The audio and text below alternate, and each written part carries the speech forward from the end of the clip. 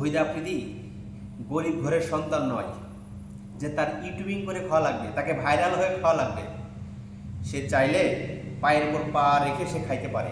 আমি যতটুকু জানি, গণমাধ্যম থেকে যতটুকু আমি শুনেছি ততটুকুই সে ঠ্যাঙের উপর ঠ্যাং, অর্থাৎ সুন্দরভাবে বাংলা কথায় পায়ের উপর পা রেখে সে খাইতে পারে। তার মতো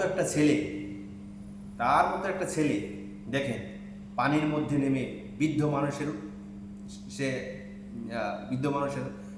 সহযোগিতা করতেছে, অন্য মানুষের সহযোগিতা করতেছে।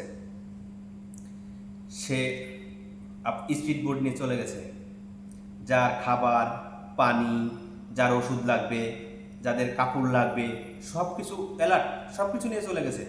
এবং সে কথাও দিয়েছে, বন্যার পানি তো সবসময় থাকবে না, শুকিয়ে যাবে, চলে যাবে। যারা ঘর হারা হবে, যাদের বাস স্থান আছে কিন্তু ঘর নাই, তাদেরকে ঘর পুনরায় নির্মাণ করে দেবে। এক দুইজনের নয়, হাজার হাজার মানুষের ঘর নির্মাণ করে দেবে।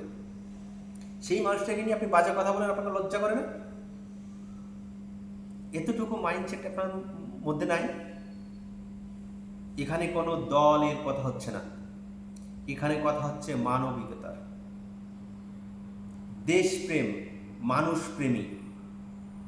সেই তো মানুষ যে অসহায় মানুষের যখন খাদ্য থাকে না খাদ্য নিয়ে যায়, বস্ত্র থাকে না বস্ত্র নিয়ে যায়, সেই হচ্ছে আসল প্রকৃত মানুষ। আপনি কি করেছেন? আপনি কোনো জায়গায় কোনো মাধ্যমে 10 টাকা দিয়েছেন? বুকে হাত দিয়ে বলেন তো যে ভাই হ্যাঁ আমি অমুক জায়গায় 10 টাকা দিয়েছি এই বন্যা দুর্গস্ত মানুষের জন্য। দেন নাই। কিন্তু বড় বড় কথা বলার জন্য আপনি সবার আগে কেন ভাই? এই মাইন্ডসেট থেকে বেরিয়ে আসেন। এই